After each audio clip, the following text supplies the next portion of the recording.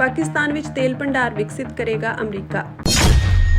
ਅੰਮ੍ਰਿਤਸਰ ਅਦਾਲਤ ਵਿੱਚ ਸੁਣਵਾਈ ਲਈ ਆਏ ਅੰਮ੍ਰਿਤਪਾਲ ਸਿੰਘ ਦੇ ਸਾਥੀ ਸਿੰਘ ਨੇ ਪ੍ਰਸ਼ਾਸਨ ਤੇ ਲਾਏ ਵੱਡੇ ਇਲਜ਼ਾਮ।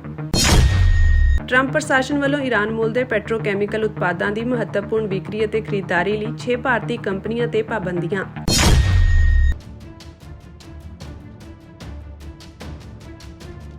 ਅਮਰੀਕੀ ਰਾਸ਼ਟਰਪਤੀ ਡੋਨਾਲਡ ਟਰੰਪ ਨੇ ਬੀਤੀ ਰਾਤ ਅਜਿਹਾ ਕਦਮ ਚੁੱਕਿਆ ਜਿਸ ਨੇ ਭਾਰਤ ਦੇ ਵਪਾਰਕ ਹਲਕਿਆਂ ਵਿੱਚ ਹਲਚਲ ਮਚਾ ਦਿੱਤੀ ਹੈ। ਇੱਕ ਪਾਸੇ ਜਿੱਥੇ ਉਹਨਾਂ ਨੇ ਭਾਰਤ ਤੋਂ ਆਉਣ ਵਾਲੀਆਂ ਵਸਤਾਂ ਉੱਤੇ 25% ਦੀ ਟੈਰਿਫ ਲਗਾਉਣ ਦਾ ਐਲਾਨ ਕੀਤਾ, ਉੱਥੇ ਕੁਝ ਘੰਟਿਆਂ ਬਾਅਦ ਪਾਕਿਸਤਾਨ ਨਾਲ ਇੱਕ ਵੱਡੇ ਸਮਝੌਤੇ ਦਾ ਵੀ ਐਲਾਨ ਕਰ ਦਿੱਤਾ।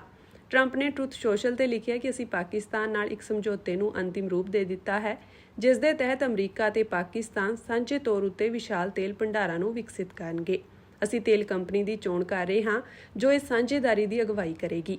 ਸ਼ਾਇਦ ਇੱਕ ਦਿਨ ਪਾਕਿਸਤਾਨ ਵੀ ਭਾਰਤ ਨੂੰ ਤੇਲ ਵੇਚੇਗਾ। ਦੱਸ ਦਈਏ ਕਿ ਇਹ ਬਿਆਨ ਅਜਿਹੇ ਸਮੇਂ ਆਇਆ ਹੈ ਜਦੋਂ ਅਮਰੀਕਾ ਨੇ 25% ਦੀ ਟੈਰਿਫ ਦੇ ਨਾਲ-ਨਾਲ ਭਾਰਤ ਉੱਤੇ ਵਾਧੂ ਟੈਰਿਫ ਲਗਾਉਣ ਦਾ ਐਲਾਨ ਕੀਤਾ ਹੈ। ਟਰੰਪ ਨੇ ਇਸ ਪਿੱਛੇ ਅਮਰੀਕਾ ਦੇ ਵਪਾਰ ਘਾਟੇ ਅਤੇ ਭਾਰਤ ਵੱਲੋਂ ਰੂਸੀ ਤੇਲ ਖਰੀਦਣ ਨੂੰ ਕਾਰਨ ਦੱਸਿਆ। ਉਹਨਾਂ ਨੇ ਆਪਣੀ ਪੋਸਟ ਵਿੱਚ ਇਹ ਵੀ ਦਾਅਵਾ ਕੀਤਾ ਕਿ ਕਈ ਵਿਸ਼ਵ ਨੇਤਾ ਹੁਣ ਅਮਰੀਕਾ ਨੂੰ ਖੁਸ਼ ਕਰਨ ਲਈ ਵਪਾਰਕ ਸਮਝੌਤਿਆਂ ਦੀ ਪੇਸ਼ਕਸ਼ ਕਰ ਰਹੇ ਹਨ। ਉਹਨਾਂ ਲਿਖਿਆ ਕਿ ਅੱਜ ਵਾਈਟ ਹਾਊਸ ਵਿੱਚ ਅਸੀਂ ਕਈ ਵਪਾਰਕ ਸਮਝੌਤਿਆਂ ਤੇ ਕੰਮ ਕਰ ਰਹੇ ਹਾਂ। ਮੇਰੀ ਦੱਖਣੀ ਕੋਰੀਆ ਦੇ ਵਪਾਰਕ ਵਫਦ ਨਾਲ ਵੀ ਮੀਟਿੰਗ ਹੋਈ ਹੈ ਜਿਸ ਤੇ ਇਸ ਵੇਲੇ 25% ਦੀ ਟੈਰਿਫ ਹੈ। ਉਹਨਾਂ ਨੇ ਇਸ ਨੂੰ ਘਟਾਉਣ ਦਾ ਪ੍ਰਸਤਾਵ ਰੱਖਿਆ ਹੈ ਜਿਸ ਤੇ ਮੈਂ ਵਿਚਾਰ ਕਰਾਂਗਾ। ਸੂਤਰਾਂ ਤੋਂ ਮਿਲੀ ਜਾਣਕਾਰੀ ਅਨੁਸਾਰ ਇਸ ਸੌਦੇ ਦਾ ਮਤਲਬ ਹੈ ਕਿ ਅਮਰੀਕਾ ਅਤੇ ਪਾਕਿਸਤਾਨ ਦੇ ਅੰਦਰ ਤੇਲ ਭੰਡਾਰ ਲੱਭਣ, ਕੱਢਣ ਅਤੇ ਵਿਕਸਿਤ ਕਰਨ ਲਈ ਮਿਲ ਕੇ ਕੰਮ ਕਰਨਗੇ। ਇਸ ਲਈ ਇੱਕ ਵੱਡੀ ਅਮਰੀਕੀ ਤੇਲ ਕੰਪਨੀ ਦੀ ਚੋਣ ਕੀਤੀ ਜਾਵੇਗੀ ਜੋ ਤਕਨਾਲੋਜੀ ਅਤੇ ਨਿਵੇਸ਼ ਪ੍ਰਦਾਨ ਕਰੇਗੀ, ਜਦਕਿ ਪਾਕਿਸਤਾਨ ਜ਼ਮੀਨ ਅਤੇ ਸਰੋਤ ਪ੍ਰਦਾਨ ਕਰੇਗਾ। ਦੋਵੇਂ ਦੇਸ਼ ਇਸ ਸਾਂਝੇਦਾਰੀ ਤੋਂ ਪੈਦਾ ਹੋਏ ਤੇਲ ਤੋਂ ਕਮਾਈ ਕਰਨਗੇ ਅਤੇ ਭਵਿੱਖ ਵਿੱਚ ਪਾਕਿਸਤਾਨ ਇਸ ਨੂੰ ਵੇਚ ਸਕਦਾ ਹੈ। ਟਰੰਪ ਨੇ ਆਪਣੀ ਪੋਸਟ ਵਿੱਚ ਇਹ ਵੀ ਦੱਸਿਆ ਕਿ ਉਹਨਾਂ ਕਈ ਮੁਲਕਾਂ ਦੇ ਆਗੂਆਂ ਨਾਲ ਵਪਾਰ ਸਮਝੌਤੇ ਤੇ ਚਰਚਾ ਕੀਤੀ ਹੈ ਜੋ ਅਮਰੀਕਾ ਨੂੰ ਬੇहद ਖੁਸ਼ ਕਰਨਾ ਚਾਹੁੰਦੇ ਹਨ। ਉਹਨਾਂ ਕਿਹਾ ਕਿ ਅਸੀਂ ਅੱਜ ਵਾਈਟ ਹਾਊਸ ਵਿੱਚ ਵਪਾਰ ਸਮਝੌਤਿਆਂ ਨੂੰ ਲੈ ਕੇ ਬਹੁਤ ਰੁੱਝੇ ਹੋਏ ਹਾਂ। ਮੈਂ ਕਈ ਮੁਲਕਾਂ ਦੇ ਆਗੂਆਂ ਨਾਲ ਗੱਲਬਾਤ ਕੀਤੀ ਹੈ ਜੋ ਸਾਰੇ ਅਮਰੀਕਾ ਨੂੰ ਬਹੁਤ ਖੁਸ਼ ਕਰਨਾ ਚਾਹੁੰਦੇ ਹਨ। ਮੈਂ ਅੱਜ ਦੁਪਹਿਰ ਦੱਖਣੀ ਕੋਰੀਆਈ ਵਪਾਰਕ ਵਫਦ ਨੂੰ ਮਿਲਾਂਗਾ। ਦੱਖਣੀ ਕੋਰੀਆ ਤੇ ਇਸ ਸਮੇਂ 25% ਦੀ ਟੈਰਿਫ ਹੈ, ਪਰ ਉਹਨਾਂ ਟੈਰਿਫ ਘੱਟ ਕਰਨ ਦੀ ਤਜਵੀਜ਼ ਦਿੱਤੀ ਹੈ। ਮੈਂ ਉਹਨਾਂ ਦੀ ਤਜਵੀਜ਼ ਨੂੰ ਸੁਣਨ ਲਈ ਬੇਕਰਾਰ ਹਾਂ। ਇਹਨਾਂ ਜੋਰ ਭਾਈ ਸਾਹਿਬ ਦੇ ਉੱਤੇ ਇਲਜ਼ਾਮ ਲਾਏ ਕਿ ਮੰਤਰੀ ਨੇ ਕਿਹਾ ਨਸ਼ਾ ਖਾਂਦਾ, ਬਿਲਕੁਲ ਸਾਨੂੰ ਕੁੱਟਮਾਰ ਕਰਕੇ ਇਹਨਾਂ ਨੇ ਸਾਡੇ ਕੋਲ ਸਾਈਨ ਹਜ਼ਾਰਾਂ ਪੇਪਰਾਂ ਤੇ ਕਰਾਏ। ਕੁੱਟ ਮਾਰ ਕੇ ਇਹਨਾਂ ਵੀਡੀਓ ਰਿਕਾਰਡਿੰਗ ਸਾਡੇ ਤੇ ਕਰਾਈ ਹੈ। ਅਜਨਾਲਾ ਪੁਲਿਸ ਥਾਣੇ ਉੱਤੇ ਹੋਏ ਹਮਲੇ ਦੇ ਮਾਮਲੇ ਵਿੱਚ ਅਸਾਮ ਦੀ ਡਿਬਰੂਗੜ੍ਹ ਜੇਲ੍ਹ ਵਿੱਚ ਬੰਦ ਖਡੂਰ ਸਾਹਿਬ ਤੋਂ ਸੰਸਦ ਮੈਂਬਰ ਅੰਮ੍ਰਿਤਪਾਲ ਸਿੰਘ ਦੇ 9 ਸਾਥੀਆਂ ਦੀ ਅੱਜ ਅੰਮ੍ਰਿਤਸਰ ਅਦਾਲਤ ਵਿੱਚ ਸੁਣਵਾਈ ਹੋਈ। ਅੰਮ੍ਰਿਤਪਾਲ ਸਿੰਘ ਦੇ ਸਾਥੀਆਂ ਨੂੰ ਇੱਕ-ਇੱਕ ਕਰਕੇ ਸਖਤ ਸੁਰੱਖਿਆ ਪ੍ਰਬੰਧਾਂ ਹੇਠ ਲਿਆਂਦਾ ਗਿਆ। ਇਸ ਦੌਰਾਨ ਮੀਡੀਆ ਨਾਲ ਗੱਲਬਾਤ ਕਰਦਿਆਂ ਭਗਵੰਤ ਸਿੰਘ ਬਾਜੇਕੇ ਔਰ ਪ੍ਰਧਾਨ ਮੰਤਰੀ ਬਾਜੇਕੇ ਨੇ ਕਈ ਗੰਭੀਰ ਇਲਜ਼ਾਮ ਲਗਾਏ ਹਨ। ਉਹਨਾਂ ਦੱਸਿਆ ਕਿ ਸਾਨੂੰ ਝੂਠੇ ਇਲਜ਼ਾਮਾਂ ਵਿੱਚ ਫਸਾਇਆ ਗਿਆ। ਇਹ ਕਿਹਾ ਗਿਆ ਕਿ ਅਸੀਂ ਨਸ਼ਾ ਵਰਤਦੇ ਹਾਂ, ਜੋ ਕਿ ਪੂਰੀ ਤਰ੍ਹਾਂ ਝੂਠ ਹੈ। ਉਹਨਾਂ ਵੱਲੋਂ ਸਿੱਧਾ ਇਲਜ਼ਾਮ ਲਾਇਆ ਗਿਆ ਕਿ ਸਾਨੂੰ ਕੁੱਟਮਾਰ ਕਰਕੇ ਹਜ਼ਾਰਾਂ ਪੇਪਰਾਂ ਤੇ ਦਸਤਖਤ ਕਰਵਾਏ ਗਏ। ਉਹਨਾਂ ਇਹ ਵੀ ਕਿਹਾ ਕਿ ਸਾਡੀ ਬਿਨਾਂ ਰਜ਼ਾਮੰਦੀ ਦੇ ਵੀਡੀਓ ਰਿਕਾਰਡਿੰਗ ਕਰਵਾਈ ਗਈ, ਜਿਸ ਰਾਹੀਂ ਸਾਡਾ ਮਨੋਬਲ ਤੋੜਨ ਦੀ ਕੋਸ਼ਿਸ਼ ਕੀਤੀ ਗਈ। ਭਗਵੰਤ ਸਿੰਘ ਬਾਜੇਕੇ ਨੇ ਮੀਡੀਆ ਨੂੰ ਬੇਨਤੀ ਕੀਤੀ ਕਿ ਉਹ ਸੱਚਾਈ ਨੂੰ ਸਾਹਮਣੇ ਲਿਆਉਣ ਵਿੱਚ ਆਪਣੀ ਭੂਮਿਕਾ ਨਿਭਾਉਣ। ਉਹਨਾਂ ਨੇ ਕੁਝ ਚਰਚਿਤ ਬਿਆਨਾਂ ਨੂੰ ਲੈ ਕੇ ਵੀ ਸਪਸ਼ਟੀਕਰਨ ਦਿੱਤਾ ਅਤੇ ਕਿਹਾ ਕਿ ਕੁੜੀਆਂ ਸੰਬੰਧੀ ਜਿਹੜੇ ਵੀ ਬਿਆਨ ਚਲਾਏ ਜਾ ਰਹੇ ਹਨ ਉਹ ਸਾਰੇ ਝੂਠੇ ਤੇ ਗਲਤ ਹਨ। ਰਾਜ ਕਰੇਗਾ ਇਹਨਾਂ ਜੋਰ ਭਾਈ ਸਾਹਿਬ ਦੇ ਉੱਤੇ ਇਲਜ਼ਾਮ ਲਾਏ ਕਿ ਮੰਤਰੀ ਨੇ ਕਿਹਾ ਨਸ਼ਾ ਖਾਂਦਾ, ਬਿਲਕੁਲ ਸਾਨੂੰ ਕੁੱਟਮਾਰ ਕਰਕੇ ਇਹਨਾਂ ਨੇ ਸਾਡੇ ਕੋਲ ਸਾਈਨ ਹਜ਼ਾਰਾਂ ਪੇਪਰਾਂ ਤੇ ਕਰਾਏ। ਕੁੱਟ ਮਾਰ ਕੇ ਇਹਨਾਂ ਵੀਡੀਓ ਰਿਕਾਰਡਿੰਗ ਸਾਡੇ ਤੇ ਕਰਾਈ ਹੈ।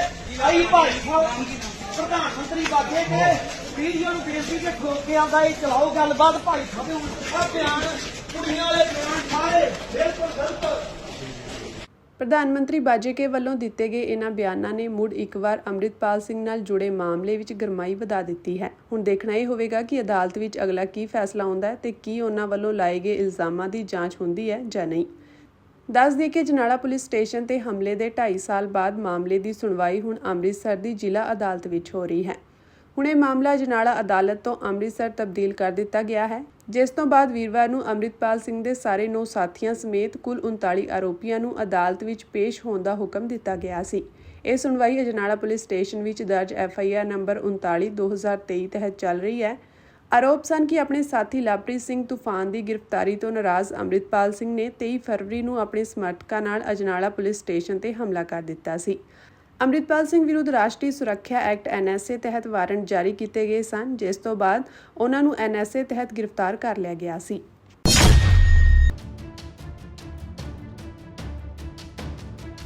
ਟਰੰਪ ਪ੍ਰਸ਼ਾਸਨ ਨੇ ਈਰਾਨ ਮੂਲ ਦੇ ਪੈਟਰੋਕੈਮੀਕਲ ਉਤਪਾਦਾਂ ਦੀ ਮਹੱਤਵਪੂਰਨ ਵਿਕਰੀ ਅਤੇ ਖਰੀਦਦਾਰੀ ਲਈ 6 ਭਾਰਤੀ ਕੰਪਨੀਆਂ ਤੇ ਪਾਬੰਦੀਆਂ ਲਗਾ ਦਿੱਤੀਆਂ ਹਨ। ਈਰਾਨੀ ਪੈਟਰੋਲੀਅਮ ਉਤਪਾਦਾਂ ਜਾਂ ਪੈਟਰੋਕੈਮੀਕਲ ਵਪਾਰ ਵਿੱਚ ਲੱਗੀਆਂ 20 ਆਲਮੀ ਸੰਸਥਾਵਾਂ ਤੇ ਪਾਬੰਦੀਆਂ ਲਗਾਉਣ ਮੌਕੇ ਵਿਦੇਸ਼ ਵਿਭਾਗ ਨੇ ਕਿਹਾ ਕਿ ਈਰਾਨੀ ਸ਼ਾਸਨ ਮੱਧ ਪੂਰਬ ਵਿੱਚ ਸੰਘਰਸ਼ ਨੂੰ ਹਵਾ ਦੇਣਾ ਜਾਰੀ ਰੱਖ ਰਿਹਾ ਹੈ ਤਾਂ ਜੋ ਆਪਣੀਆਂ ਅਸਥਿਰਤਾ ਫੈਲਾਉਣ ਵਾਲੀਆਂ ਗਤੀਵਿਧੀਆਂ ਲਈ ਫੰਡ ਜੁਟਾ ਸਕੇ। ਅੱਜ ਸੰਯੁਕਤ ਰਾਜ ਅਮਰੀਕਾ ਉਸ ਮਾਲੀਏ ਦੇ ਪ੍ਰਭਾਵ ਨੂੰ ਰੋਕਣ ਲਈ ਕਾਰਵਾਈ ਕਰ ਰਿਹਾ ਹੈ ਜਿਸ ਦੀ ਵਰਤੋਂ ਸ਼ਾਸਨ ਵਿਦੇਸ਼ਾਂ ਵਿੱਚ ਅੱਤਵਾਦ ਦਾ ਸਮਰਥਨ ਕਰਨ ਅਤੇ ਆਪਣੇ ਹੀ ਲੋਕਾਂ ਤੇ ਜ਼ੁਲਮ ਕਰਨ ਲਈ ਕਰਦਾ ਹੈ। ਵਿਦੇਸ਼ ਵਿਭਾਗ ਨੇ ਕਿਹਾ ਕਿ ਭਾਰਤ, ਸੰਯੁਕਤ ਅਰਬ ਅਮੀਰਾਤ, ਤੁਰਕੀ ਅਤੇ ਇੰਡੋਨੇਸ਼ੀਆ ਦੀਆਂ ਕਈ ਕੰਪਨੀਆਂ ਨੂੰ ਈਰਾਨ ਮੂਲ ਦੇ ਪੈਟਰੋਕੈਮੀਕਲ ਉਤਪਾਦਾਂ ਦੀ ਮਹੱਤਵਪੂਰਨ ਵਿਕਰੀ ਅਤੇ ਖਰੀਦਦਾਰੀ ਲਈ ਨਾਮਜ਼ਦ ਕੀਤਾ ਜਾ ਰਿਹਾ ਹੈ। ਇਸ ਵਿੱਚ ਕਿਹਾ ਗਿਆ ਕਿ ਜਿਵੇਂ ਕਿ ਰਾਸ਼ਟਰਪਤੀ ਟਰੰਪ ਨੇ ਕਿਹਾ ਕਿ ਕੋਈ ਵੀ ਦੇਸ਼ ਜਾਂ ਵਿਅਕਤੀ ਜੋ ਈਰਾਨੀ ਤੇਲ ਜਾਂ ਪੈਟਰੋਕੈਮੀਕਲ ਖਰੀਦਣ ਦੀ ਚੋਣ ਕਰਦਾ ਹੈ, ਉਹ ਆਪਣੇ ਆਪ ਨੂੰ ਅਮਰੀਕੀ ਪਾਬੰਦੀਆਂ ਦੇ ਖਤਰੇ ਵਿੱਚ ਪਾਉਂਦਾ ਹੈ ਅਤੇ ਇਸ ਨੂੰ ਸੰਯੁਕਤ ਰਾਜ ਨਾਲ ਵਪਾਰ ਕਰਨ ਦੀ ਇਜਾਜ਼ਤ ਨਹੀਂ ਦਿੱਤੀ ਜਾਵੇਗੀ। ਈਰਾਨ ਦੇ ਪੈਟਰੋਕੈਮੀਕਲ ਵਪਾਰ ਨੂੰ ਨਿਸ਼ਾਨਾ ਬਣਾਉਂਦੇ ਹੋਏ ਅਮਰੀਕਾ ਨੇ ਕਈ ਅਧਿਕਾਰ ਖੇਤਰਾਂ ਵਿੱਚ 13 ਸੰਸਥਾਵਾਂ ਨੂੰ ਨਾਮਜ਼ਦ ਕੀਤਾ ਹੈ ਜੋ ਈਰਾਨ ਮੂਲ ਦੇ ਪੈਟਰੋਕੈਮੀਕਲਾਂ ਦੀ ਟ੍ਰਾਂਸਸ਼ਿਪਮੈਂਟ, ਵਿਕਰੀ ਅਤੇ ਖਰੀਦ ਵਿੱਚ ਸ਼ਾਮਿਲ ਹਨ। ਕੰਚਨ ਪੋਲੀਮਰਸ ਇਸ ਨੇ ਫਰਵਰੀ ਅਤੇ ਜੁਲਾਈ 2024 ਦਰਮਿਆਨ UAE ਆਧਾਰਿਤ ਟੈਨਿਸ ਟ੍ਰੇਡਿੰਗ ਤੋਂ $1.3 ਮਿਲੀਅਨ ਤੋਂ ਵੱਧ ਦੇ ਈਰਾਨ ਮੂਲ ਦੇ ਪੈਟਰੋਕੈਮੀਕਲ ਉਤਪਾਦਾਂ, ਜਿਸ ਵਿੱਚ ਪੋਲੀਥੀਨ ਵੀ ਸ਼ਾਮਿਲ ਹੈ, ਉਸ ਦੀ ਦਰਾਮਦ ਅਤੇ ਖਰੀਦਦਾਰੀ ਕੀਤੀ। ਅਲਕੈਮੀਕਲ ਸੋਲਿਊਸ਼ਨਜ਼ ਇਹ ਇੱਕ ਪੈਟਰੋਕੈਮੀਕਲ ਵਪਾਰਕ ਕੰਪਨੀ ਹੈ ਜਿਸ ਨੇ ਜਨਵਰੀ ਅਤੇ ਦਸੰਬਰ 2024 ਦਰਮਿਆਨ ਕਈ ਕੰਪਨੀਆਂ ਤੋਂ $84 ਮਿਲੀਅਨ ਤੋਂ ਵੱਧ ਦੇ ਈਰਾਨ ਮੂਲ ਦੇ ਪੈਟਰੋਕੈਮੀਕਲ ਉਤਪਾਦਾਂ ਦੀ ਦਰਾਮਦ ਅਤੇ ਖਰੀਦ ਕੀਤੀ ਹੈ। ਰਾਮਨਿਕਲਾਲ S ਗੋਸਾਲੀਆ ਐਂਡ ਕੰਪਨੀ ਇਸ ਨੇ ਜਨਵਰੀ 2024 ਅਤੇ ਜਨਵਰੀ 2025 ਦਰਮਿਆਨ ਕਈ ਕੰਪਨੀਆਂ ਤੋਂ ਮਿਥੇਨੋਲ ਅਤੇ ਟੋਲੂਇਨ ਸਮੇਤ $22 ਮਿਲੀਅਨ ਤੋਂ ਵੱਧ ਦੇ ਈਰਾਨ ਮੂਲ ਦੇ ਪੈਟਰੋਕੈਮੀਕਲ ਉਤਪਾਦਾਂ ਦੀ ਦਰਾਮਦ ਅਤੇ ਖਰੀਦ ਕੀਤੀ। ਇਸੇ ਤਰ੍ਹਾਂ ਜੁਪੀਟਰ ਡਾਈਕੈਮ ਪ੍ਰਾਈਵੇਟ ਲਿਮਟਿਡ ਵੀ ਪਾਬੰਦੀਆਂ ਦੀ ਸੂਚੀ ਵਿੱਚ ਹੈ, ਜਿਸ ਨੇ ਜਨਵਰੀ 2024 ਅਤੇ ਜਨਵਰੀ 2025 ਦਰਮਿਆਨ ਕਈ ਕੰਪਨੀਆਂ ਤੋਂ ਟੋਲੂਇਨ ਸਮੇਤ $49 ਮਿਲੀਅਨ ਤੋਂ ਵੱਧ ਦੇ ਈਰਾਨ ਮੂਲ ਦੇ ਪੈਟਰੋਕੈਮੀਕਲ ਉਤਪਾਦਾਂ ਦੀ ਦਰਾਮਦ ਅਤੇ ਖਰੀਦ ਕੀਤੀ। ਬਾਕੀ ਦੋ ਪਾਬੰਦੀਸ਼ੁਦਾ ਭਾਰਤੀ ਕੰਪਨੀਆਂ ਗਲੋਬਲ ਇੰਡਸਟਰੀਅਲ ਕੈਮੀਕਲਜ਼ ਲਿਮਟਿਡ ਅਤੇ ਪਰਸਿਸਟੈਂਟ ਪੈਟਰੋਕੋਮ ਪ੍ਰਾਈਵੇਟ ਲਿਮਟਿਡ ਹਨ, ਜਿਨ੍ਹਾਂ ਨੇ ਮੁੱਖ ਤੌਰ ਤੇ ਪਿਛਲੇ ਸਾਲ ਦੌਰਾਨ ਕਈ ਕੰਪਨੀਆਂ ਨਾਲ ਕ੍ਰਮਵਾਰ $51 ਮਿਲੀਅਨ ਅਤੇ $14 ਮਿਲੀਅਨ ਤੋਂ ਵੱਧ ਦਾ ਕਾਰੋਬਾਰ ਕੀਤਾ ਹੈ। ਇਨ੍ਹਾਂ ਕੰਪਨੀਆਂ ਨੂੰ ਈਰਾਨ ਤੋਂ ਪੈਟਰੋਕੈਮੀਕਲ ਉਤਪਾਦਾਂ ਦੀ ਖਰੀਦ, ਪ੍ਰਾਪਤੀ, ਵਿਕਰੀ, ਆਵਾਜਾਈ ਜਾਂ ਮਾਰਕੀਟਿੰਗ ਲਈ ਜਾਣਬੁੱਝ ਕੇ ਇੱਕ ਮਹੱਤਵਪੂਰਨ ਲੈਣ-ਦੇਣ ਵਿੱਚ ਸ਼ਾਮਿਲ ਹੋਣ ਲਈ ਨਾਮਜ਼ਦ ਕੀਤਾ ਗਿਆ ਹੈ। ਪਾਬੰਦੀਆਂ ਸੰਬੰਧਿਤ ਕਾਰਵਾਈਆਂ ਦੇ ਨਤੀਜੇ ਵਜੋਂ ਨਾਮਜ਼ਦ ਵਿਅਕਤੀਆਂ ਦੀ ਸਾਰੀ ਜਾਇਦਾਦ ਅਤੇ ਜਾਇਦਾਦ ਵਿੱਚ ਹਿੱਤ ਜੋ ਸੰਯੁਕਤ ਰਾਜ ਵਿੱਚ ਹਨ ਜਾਂ ਅਮਰੀਕੀ ਵਿਅਕਤੀਆਂ ਦੇ ਕਬਜ਼ੇ ਜਾਂ ਨਿਯੰਤਰਣ ਵਿੱਚ ਹਨ, ਉਹਨਾਂ ਨੂੰ ਬਲੌਕ ਕਰ ਦਿੱਤਾ ਗਿਆ ਹੈ। ਇਸ ਤੋਂ ਇਲਾਵਾ ਅਮਰੀਕੀ ਖਜ਼ਾਨਾ ਵਿਭਾਗ 50 ਤੋਂ ਵੱਧ ਵਿਅਕਤੀਆਂ ਅਤੇ ਸੰਸਥਾਵਾਂ ਨੂੰ ਨਾਮਜ਼ਦ ਕਰ ਰਿਹਾ ਹੈ। ਖਜ਼ਾਨਾ ਵਿਭਾਗ ਦੇ ਬਿਆਨ ਵਿੱਚ UAE ਆਧਾਰਿਤ ਭਾਰਤੀ ਨਾਗਰਿਕ ਪੰਕਜ ਨਾਗਜੀ ਭਾਈ ਪਟੇਲ ਦਾ ਨਾਮ ਵੀ ਹੈ, ਜਿਸ ਨੇ ਹੁਸੈਨ ਦੇ ਨੈਟਵਰਕ ਵਿੱਚ ਕਈ ਸ਼ਿਪਿੰਗ ਕੰਪਨੀਆਂ ਜਿਵੇਂ ਕਿ ਟਿਓਡੋਰ ਸ਼ਿਪਿੰਗ ਵਿੱਚ ਇੱਕ ਕਾਰਜਕਾਰੀ ਵਜੋਂ ਸੇਵਾ ਨਿਭਾਈ ਹੈ, ਉਸ ਨੂੰ ਪਾਬੰਦੀਆਂ ਦੀ ਸੂਚੀ ਵਿੱਚ ਰੱਖਿਆ ਗਿਆ ਹੈ। ਪਾਕਿਸਤਾਨ ਦੇ ਪ੍ਰਧਾਨ ਮੰਤਰੀ ਸ਼ਾਹਬਾਜ਼ ਸ਼ਰੀਫ ਨੇ ਅੱਜ ਇਸਲਾਮਾਬਾਦ ਅਤੇ ਵਾਸ਼ਿੰਗਟਨ ਵਿਚਾਲੇ ਹੋਏ ਇਤਿਹਾਸਕ ਵਪਾਰਕ ਸਮਝੌਤੇ ਲਈ ਅਮਰੀਕੀ ਰਾਸ਼ਟਰਪਤੀ ਡੋਨਾਲਡ ਟਰੰਪ ਦਾ ਧੰਨਵਾਦ ਕੀਤਾ ਅਤੇ ਉਮੀਦ ਜਤਾਈ ਕਿ ਇਸ ਨਾਲ ਦੋਵਾਂ ਦੇਸ਼ਾਂ ਵਿਚਾਲੇ ਸਹਿਯੋਗ ਵਧੇਗਾ। ਦੱਸ ਦਈਏ ਕਿ ਪਾਕਿਸਤਾਨ ਲੰਮੇ ਸਮੇਂ ਤੋਂ ਆਪਣੇ ਤੱਟ ਤੇ ਵੱਡੇ ਤੇਲ ਭੰਡਾਰ ਹੋਣ ਦਾ ਦਾਅਵਾ ਕਰਦਾ ਰਿਹਾ, ਪਰ ਉਹਨਾਂ ਭੰਡਾਰਾਂ ਦਾ ਲਾਭ ਉਠਾਉਣ ਲਈ ਕੋਈ ਤਰੱਕੀ ਨਹੀਂ ਹੋਈ ਹੈ। ਦੇਸ਼ ਇਸ ਵੇਲੇ ਆਪਣੀਆਂ ਊਰਜਾ ਲੋੜਾਂ ਪੂਰੀਆਂ ਕਰਨ ਲਈ ਮੱਧ ਪੂਰਬ ਤੋਂ ਤੇਲ ਦਰਾਮਦ ਕਰਦਾ ਹੈ। ਇੱਕ ਸੋਸ਼ਲ ਮੀਡੀਆ ਪੋਸਟ ਵਿੱਚ ਪ੍ਰਧਾਨ ਮੰਤਰੀ ਸ਼ਰੀਫ ਨੇ ਕਿਹਾ ਕਿ ਮੈਂ ਇਤਿਹਾਸਕ ਅਮਰੀਕਾ-ਪਾਕਿਸਤਾਨ ਵਪਾਰ ਸਮਝੌਤੇ ਨੂੰ ਅੰਤਿਮ ਰੂਪ ਦੇਣ ਵਿੱਚ ਉਹਨਾਂ ਦੀ ਅਗਵਾਈ ਵਾਲੀ ਭੂਮਿਕਾ ਲਈ ਰਾਸ਼ਟਰਪਤੀ ਟਰੰਪ ਦਾ ਦਿਲੋਂ ਧੰਨਵਾਦ ਕਰਨਾ ਚਾਹੁੰਦਾ ਹਾਂ, ਜੋ ਕੱਲ੍ਹ ਰਾਤ ਵਾਸ਼ਿੰਗਟਨ ਵਿੱਚ ਸਾਡੇ ਦੋਵਾਂ ਪੱਖਾਂ ਦੁਆਰਾ ਸਫਲਤਾਪੂਰਵਕ ਸਿੱਟੇ ਤੇ ਪਹੁੰਚਿਆ। ਉਹਨਾਂ ਕਿਹਾ ਕਿ ਇਹ ਇਤਿਹਾਸਕ ਸੌਦਾ ਸਾਡੇ ਵਧ ਰਹੇ ਸਹਿਯੋਗ ਨੂੰ ਵਧਾਏਗਾ ਤਾਂ ਜੋ ਆਉਣ ਵਾਲੇ ਦਿਨਾਂ ਵਿੱਚ ਸਾਡੀ ਸਥਾਈ ਸਾਂਝੇਦਾਰੀ ਦੀਆਂ ਹੱਦਾਂ ਦਾ ਵਿਸਤਾਰ ਕੀਤਾ ਜਾ ਸਕੇ। ਦੱਸ ਦਈਏ ਕਿ ਟਰੁਥ ਸੋਸ਼ਲ ਤੇ ਇੱਕ ਪੋਸਟ ਵਿੱਚ ਟਰੰਪ ਨੇ ਕਿਹਾ ਸੀ ਕਿ ਅਸੀਂ ਹੁਣੇ ਹੀ ਪਾਕਿਸਤਾਨ ਦੇਸ਼ ਨਾਲ ਇੱਕ ਸੌਦਾ ਕੀਤਾ ਹੈ, ਜਿਸ ਤਹਿਤ ਪਾਕਿਸਤਾਨ ਅਤੇ ਸੰਯੁਕਤ ਰਾਜ ਅਮਰੀਕਾ ਉਹਨਾਂ ਦੇ ਵਿਸ਼ਾਲ ਤੇਲ ਭੰਡਾਰਾਂ ਨੂੰ ਵਿਕਸਿਤ ਕਰਨ ਲਈ ਮਿਲ ਕੇ ਕੰਮ ਕਰਨਗੇ।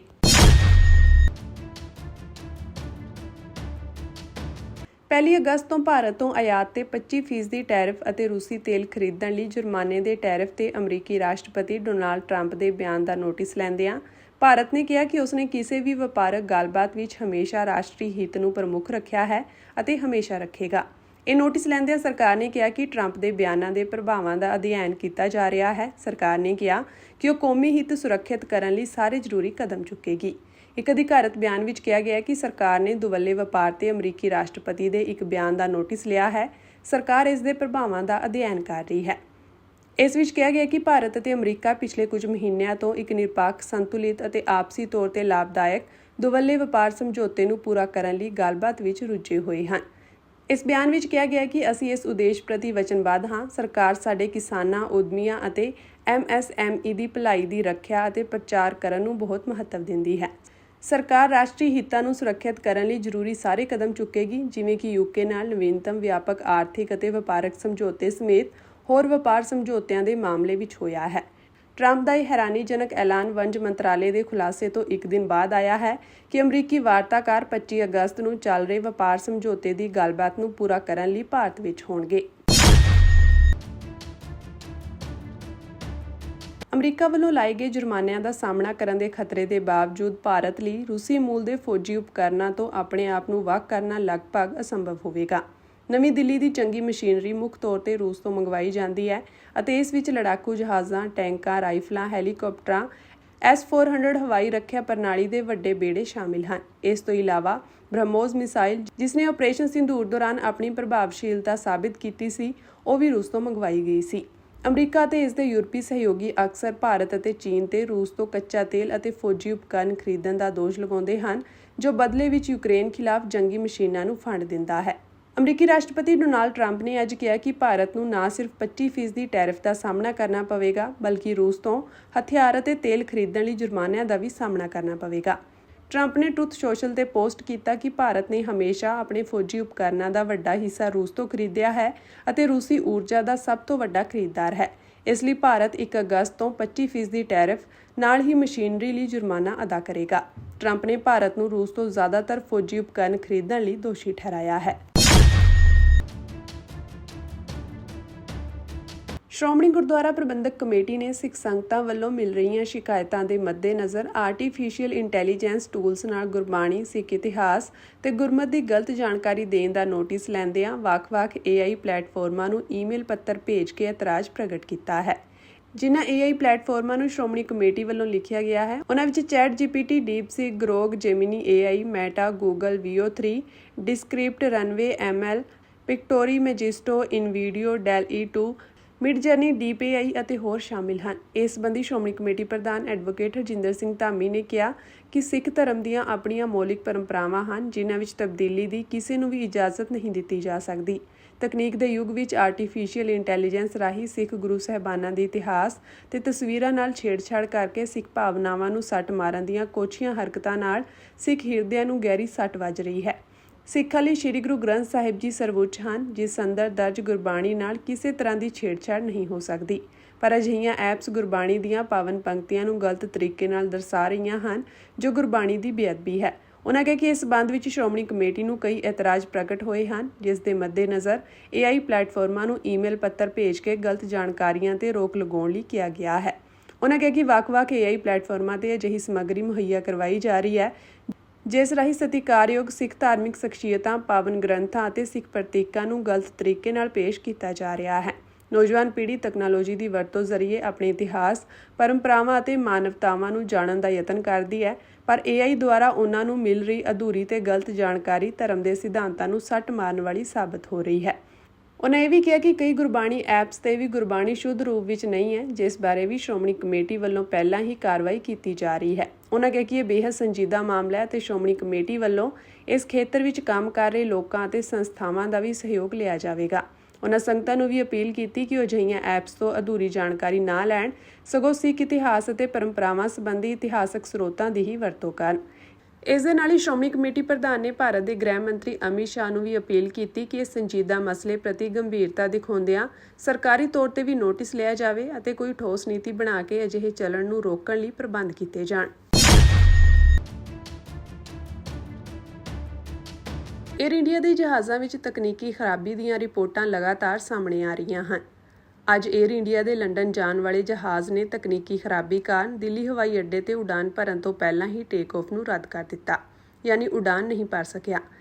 ਏਅਰ ਇੰਡੀਆ ਦੇ ਬੁਲਾਰੇ ਨੇ ਕਿਹਾ ਕਿ 31 ਜੁਲਾਈ ਨੂੰ ਦਿੱਲੀ ਤੋਂ ਲੰਡਨ ਜਾਣ ਵਾਲੀ ਉਡਾਨ ਨੰਬਰ AI2017 ਸ਼ੱਕੀ ਤਕਨੀਕੀ ਸਮੱਸਿਆ ਕਾਰਨ ਵਾਪਸ ਆ ਗਈ।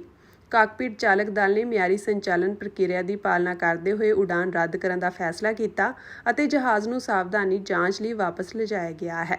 ਬੁਲਾਰੇ ਨੇ ਕਿਹਾ ਕਿ ਯਾਤਰੀਆਂ ਨੂੰ ਜਲਦੀ ਤੋਂ ਜਲਦੀ ਲੰਡਨ ਲਿਜਾਣ ਲਈ ਇੱਕ ਵਿਆਪਕ ਜਹਾਜ਼ ਤਾਇਨਾਤ ਕੀਤਾ ਜਾ ਰਿਹਾ ਹੈ।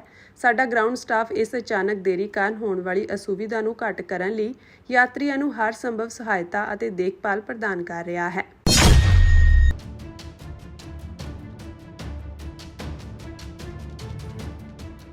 ਭਾਖੜਾ ਬਿਆਸ ਮੈਨੇਜਮੈਂਟ ਬੋਰਡ ਮਾਮਲੇ ਵਿੱਚ ਪੰਜਾਬ ਸਰਕਾਰ ਖਿਲਾਫ ਦਾਖਲ ਕੀਤੀ ਗਈ ਕੰਟੈਂਪਟ ਪਟੀਸ਼ਨ ਤੇ ਅੱਜ ਪੰਜਾਬ ਅਤੇ ਹਰਿਆਣਾ ਹਾਈ ਕੋਰਟ ਵਿੱਚ ਸੁਣਵਾਈ ਹੋਈ।